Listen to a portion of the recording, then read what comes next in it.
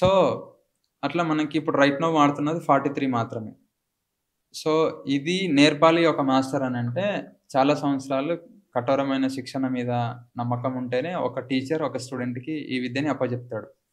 ఈ విద్యని అప్పజెప్పాలంటే కనీసం ఒక స్టూడెంట్ 40 ఇయర్స్ ఎక్స్‌పీరియన్స్ ఉండాలి. అంటే ఆడు చిన్నప్పటి నుంచి ఇంకేం చేయొద్దు. ఇదే చేయాలి. అంటే ఏ టీచర్ అయినా సరే కలరిలో ఒక స్టూడెంట్ మెంటాలిటీ అంటే ఎవరైనా సరే అబద్ధాన్ని ఎక్కువ రోజులు ఆహ్, క్యారీ క్యారీ చేయలేరు. చేయలేరు. అవును.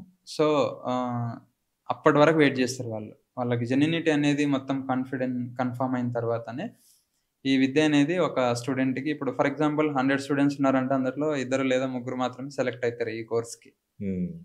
సో, అందుకే ఇప్పటికి మర్మ అనే దానికి ఎందుకు అంత ప్రత్యేకత ఉంది? ఎందుకు అంత ప్రసిద్ధి చెందినది అనంటే, ఎక్కువ మంది దగ్గర లేదు గాబట్టే ఇది యాహ్! చాలా నమ్మకంగా ఉంది.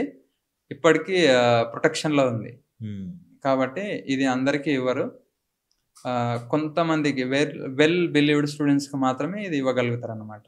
రైట్.